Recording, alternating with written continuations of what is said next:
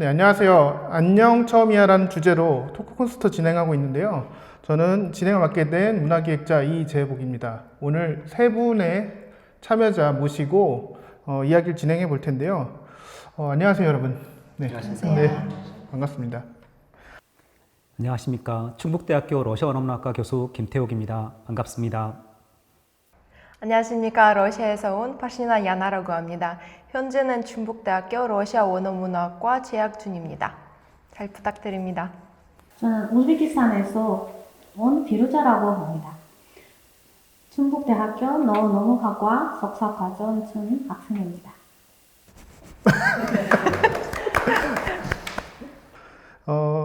처음 좀 여쭤보고 싶은 게 있는데요.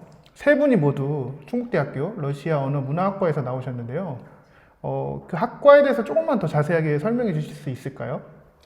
1991년 12월 소련이 붕괴되고 러시아가 되면서 전국에 있는 각 대학들에서 러시아 관련된 학과들을 이렇게 개설하게 되었습니다. 충북대학교 러시아 언어문학과도 1994년 이렇게 학과를 신설을 하게 되었는데요. 노원어문학과로 1994년에 탄생을 하였다가 시대적인 흐름을 우리가 반영을 하기 위해서 2016년도에 우리가 대학 입문 역량 강화 사업이라는 것들을 하게 되었습니다. 그래서 그때 학과명을 노원어문학과에서 러시아 언어문화학과로 이렇게 변경이 되었습니다. 기존까지는 학부와 석사 과정까지 있다가 올해부터 박사, 지역학, 언어학, 문학을 전공하는 그런 박사 과정이 새롭게 신설이 되었습니다. 최근 충북에 고려인들, 특히 러시아에서 오신 분들이 많이 이렇게 정착하고 있다는 얘기를 들었는데요. 마을 주민들에 의하면 러시아어만 배워도 새로운 직업이 생길 수 있다고 굉장히 뜨거운 인기가 있다고 하는데 맞나요? 어떻게 생각하시나요? 네. 지금 상당히 우선 2014년 러시아가 크림 반도를 병합해 가면서 러시아에 대한 경제 제재가 시작이 되었습니다. 그러면서 특히 코로나가 이제 마무리되어 가는 과정에서 러시아와 관련된 경제 활동 전 분야에서 러시아와의 관계 진전을 이렇게 러시아와의 관계를 회복하기 위한 그러한 조짐들이 일기 시작을 했는데, 안타깝게도 2022년 2월 24일 전쟁이 발발하게 되면서 러시아 관련된 모든 활동들이 1990년 9월 30일 한소수교 이전 상태로 돌아갔다고 이렇게 말씀드릴 수가 있겠습니다. 그래서 오히려 현재와 같은 상황에서는 고려인들이 최근 10년 이내에 10만 명 이상이 국내로 증가한 그러한 상황들을 고려하였을 때 학생들이 러시아로 진출하는 그러한 것도, 그다음에 중앙아시아 지역으로 진출하는 것도 진로를 위한 어떤 발판이 될 수 있겠지만, 국내로 그런 시선을 국내로 돌려서 이런 고려인들의 국내 정착 생활을 지원하고 선빈 주민들과의 그런 화합을 이루는데 큰 도움을 줄 수 있는 그런 방향으로 진로를 바꾸어도 충분히 희망이 있다. 저는 이렇게 생각을 하고 있습니다. 네, 말씀 감사합니다. 피루자 선생님께 여쭤보고 싶은 게 있는데요. 한국에 와서 한국어를 배우고 지금 자녀도 낳고 가정 꾸려가고 계시는데요. 이런데 한국어 배우는 건 어떻게 하셨는지 궁금하거든요. 우리 8년 전에 한국에 오게 되었는데요. 그리고 아들 2명 우즈베키스탄에서 태어나고 한국에 오게 됐어요. 이제 애들이 학교를 다니면서 제가 도와줄 수가 없어서 그리고 평생에서도 어디 가도 제1국관립사무소나 인행나 병원에나 가도 통역과 통해서 자기 이야기를 전달할 수 있는데, 그리고 알아보니까 외국인 센터에서 사회통합 프로그램이라는 한국어와 한국 문화를 배울 수 있는 수업이 있어서 저도 일요일마다 거기 가서 배우기를 시작했어요. 우리 야냐 선생님께도 여쭤보고 네. 싶은 게 있습니다. 지금 대학교 학부생이신 거죠? 네, 맞습니다. 대학 생활은 어떤 기대했던 부분과 비슷한가요? 어떤가요? 캠퍼스 생활은? 너무 바쁩니다. 제가 생각하는 거랑 네. 지금 실제로 보는 거랑 너무 아, 다르는 것 같습니다. 조금 더 구체적으로 알려주실 수 있어요? 구체적으로는 제가 러시아 살 때는 한국 드라마를 많이 봤었거든요. 이제 네. 대학교 생활을 내가 대학교 들어가서 뭐 잘생긴 남자친구 만날 수도 있고 공부도 잘할 수도 있고 이제 맨날 놀 수도 있다 그런 생각이 들면서 입학을 했었는데 그렇지 않습니다. 맨날 공부 열심히 하고 맨날 일하고 과제도 하고 막 그런 식으로 하니까 되게 생활 너무 바쁘게 빠르게 보내는 것 같습니다. 제가 이렇게 우리 대학에서 평생 사제 시스템이라는 것이 있는데 야나 학생이 제 지도 학생이기도 합니다. 그런데 야나 학생을 만나기 위해서는 최소한 일주일 전에 이렇게 미리 예약을 해야 되는 그런 상황입니다. 정말로 많은 부분에서 활동을 하고 있어가지고 정말로 바쁜 학생입니다. 아, 한국에 온 것도 뭐 재미있습니다만, 고무적입니다만, 충북에 또 오게 된 계기가 있을 것 같은데요. 뭐 그런 비하인드가 있을까요? 일단은 저희는 한국 오기 전에 아버지가 한국 먼저 오셨어요. 먼저는 이제 일자리 알아보고 나중에 어머님이가 오셨고 이제 자기들이 촌주 왜 선택을 했었는지 잘 모르겠지만 일단은 전주에서 이제 일자리 찾았고 집을 또 구했고 그 다음에 이제 어머님을 저희를 데리러 와주셨어요. 네, 그렇게 오는. 한 가지만 더 여쭤보고 싶은데, 네. 지금 헤어스타일이 굉장히 아름다운데, 네, 이 감사합니다. 미용실은 뭐 한국 미용실을 가셨나요? 어떻게 가셨나요? 아니요, 저 외국인 미용사한테 염색을 받았습니다. 네. 주로 이렇게 뭐 생활하시는데 뭐 상점을 간다든지 뭐 이렇게 뭐 미용을 하신다든지 할 때 그렇게 지금 외국인들이 운영하는 샵을 주로 이용하시나요? 네, 지금 스스로 많아지고 있습니다. 전주에서도 많아지고 있고 안상, 인정, 특히 서울에서 되게 많은 곳으로 알고 있습니다.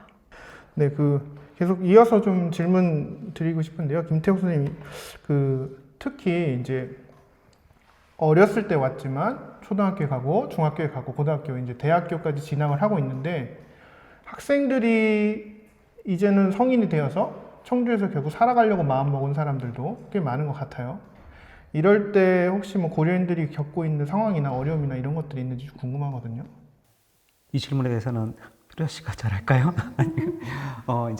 저는 이제 당사자가 아니고 이제 주변에서 살펴보다 보니까 우선은 이 분들 고려인 분들이 자체적으로 열심히 하는 것 이외에 한국 사람들이 우리 한국인 선주민들이라고 하는 우리 한국인들이 이 고려인에 대한 내용을 잘 모르고 있어요. 그러니까 외모는 우리랑 비슷하게 생겼는데 언어는 한국어를 하지 않고 이상한 나라의 말을 이렇게 하는데 과연 이들은 누군가? 그래서 이들에 대한 시선, 우리 고려인들에 대한 시선이 좀 그래도 어떤 직장 같은 경우에 고려인을 조금이라도 안다라고 하는 그러한 경우에도 그러한 동포와 그러한 외국인들 사이에서 이 제대로 고려인에 대한 개념을 이해하고 있는 사람들이 대단히 드물다는 거죠. 그래서 고려인을 바라볼 때 그냥 어떤 때는 동포로 바라봤다가 어떤 때는 외국인으로 바라봤다가 하는 그러한 한국 사람들의 그런 이중적인 시선 자체가 고려인들에게 조금 자체적으로 힘든 것 같고요. 고려인들이 지역사회에서 이렇게 적응해 나가는 과정에서는 기본적으로 페이스북이나 인스타그램들을 통한 SNS상에서 기본적으로 모든 정보들을 이분들이 함께 내용들을 공유하고 있고 밀집 거주지 지역을 통해 가지고 이분들의 상호에 관련된 모든 정보를 서로 주고받고 있는 상황이기 때문에 직장을 얻거나 교육적인 부분, 차량을 구입하는 부분이나 보험을 계약하는 부분 이러한 모든 부분에서 기본적으로 개별적인 어려움은 저는 개인적으로 없을 거라고 저는 그렇게 생각이 듭니다. 네, 이어서 피루자 선생님께도 하나 더 여쭤보겠습니다. 저희 한국 사람 입장에서는 평소에 제2외국어로 러시아나 우즈베키스탄 언어를 배우는 일이 없기 때문에 1, 2, 3, 4 같은 아주 기본적인 숫자 알파벳도 모르거든요. 그런데 어느 날 이제 러시아어를 좀 관심 갖고 싶은 생각도 들긴 했어요. 이럴 때 좀 추천해 주실 수 있는 방법은 있을까요? 한국 사람들이 접근할 수 있는 방법. 이제 저는 타고나 언어 강사 활동하고 있다고 했잖아요. 우리 학교에서는 한국 학생들은 먼저 배우고 싶은 이제 서로 외국인 학생들이랑 소통되어야 어떤 질문은 하냐면 러시아요. 그리고 톤이라는 러시아 말로 카카시카 바로 배워요. 그리고 제가 수업을 가르칠 때는 먼저 인사말부터 배우도록 합시다. Здравствуйте 한번 따라합시다 하고 같이 이렇게 연습을 많이 하고 있는데요. 그리고 제 생각은 오늘날 이제 초는 학생 대상으로 이런 자료도 많지 않아요. 그거는 가능할 때는 저는 직접 만들고 PPT에 그림이랑 또 재미있게 애들이 읽을 수 있는 기본적인 인사말이나 감사말이나 그거부터 가르치는데요. 이제 어른들은 영문으로 읽을 수 있는 책도 있고 그리고 유튜브 영상이도 있는데요. 그리고 자료가 아직은 많지 않아요. 그것도 저는 제 생각은 더 부족하는 부분이라고 생각합니다. 네, 그 이주민들이 한국에서 한국어를 배울 수 있는 강좌는 그런 대로 좀 있는 걸로 알고 있는데 저희 주민들이 러시아어를 배울 수 있는 학원이나 강좌는 전무한 걸로 알고 있어서 그런 것들도 앞으로 더 서로 좀 공부해야 되는 거 아닌가 하는 생각이 좀 들긴 했습니다. 특히 이제 거주하신 곳이 충북 진천군인데요. 이쪽의 이주민들 상황은 좀 어떤가요? 우리 가족 경우는 이제 먼저 남편 혼자 왔고 그리고 살아다 보니까 우리 아들이랑 같이 초대하셨어요. 먼저 한국에 와서 일자리 잡았고 그리고 집도 분담금까지도 그거는 빨리 이렇게 볼 수 있는 일이 아니라서 조금 시간이 부족해서 우리 떨어져 살았는데요. 그리고 친천군에 사업단지 있어서 일자리가 있는 이유로 먼저 우리 남편도 경기도로 왔는데요. 근데 거기는 알바밖에 못해서 알아보니까 춘천북도는 산업단지가 어떤 지역에 있다고 알아보는데요. 그리고 춘천에 와서 취직했어요. 취직은 이제 정규직으로 안전하게 4대 보험도 들고 그리고 내일은 일이 있는지 없는지 이런 고민이 없어서 안전하게 되어서 이제 가족을 더 초대할 수 있었습니다. 네. 제가 외국인들 만나면서 들었던 얘기 중에 한국에 정착하고 한국으로 오기 위해서 굉장히 많은 공부를 하고 대부분 뭐 석사 이상의 학력자들도 흔하고 특히 자격증을 따기 위해서 엄청나게 노력을 하고 있고 귀화까지 생각하신 분들은 더 많은 시험을 준비해야 된다고 굉장히 그 강도 높은 교육을 하고 있다고 들었는데요. 그렇게 여러 어려움이 한국 사람은 한국에 그냥 살기 때문에 아무것도 안 하는 노력 중에 하나인데 이렇게 어려운 노력을 하면서까지 한국에 올 만한 그런 또 매력이 있었나요? 이제 저는 어머님 입장에서 제가 말씀드리고 싶은데요. 왜냐하면 제 생각은 외국인 학생들은 가장 부족하는 것은 롤 모델링 필요 있어요. 예를 들면 우리 어머님이 선생님이었어요. 그리고 저도 어렸을 때부터 선생님 되고 싶었어요. 그리고 외국인 학생들은 오늘날 부모님들이 일찍 새벽에 출근하고 이교대 일하거나 늦게 밤까지 야근을 하면서 이런 생활을 하셨는데요. 그리고 우리 학생들은 집에서 혼자만 아니면 게임하거나 밖에서 친구들이랑 놀면서 이런 생활을 하는 편이라서 그거는 어떻게 해결할 수 있는 방법을 찾아봐야겠다라고 생각합니다. 네. 야냐 선생님 같은 경우는 졸업하시면 뭐 또 계획이 있으신가요? 네, 있습니다. 저는 일단은 러시아 원어 문화학과를 졸업하고 나서 대학원으로 갈 생각이 있습니다. 대학원에서 이제 한국어 교육학과 마치면서 이제 학교에서나 아니면 대학교에서 원어민 교수님으로 일하고 싶습니다. 어딜 가나 이 얘기가 꼭 나오는데 쓰레기 버리는 게 그렇게 어렵다고. 네. 네. 어떠세요? 버릴만 하세요? 저도 이제 한국 처음 왔을 때는 분리수거 같은 거는 너무 힘들었었어요. 너무 막 힘들고 어떻게 해야 되는지도 제대로 알려주지 않아가지고 그때는 제대로 안 했습니다. 솔직히 말하면은. 네. 지금은 그 문제들은 한국에서 너무 중요하지만 우리나라 경우는 분리수거는 잘 안 해요.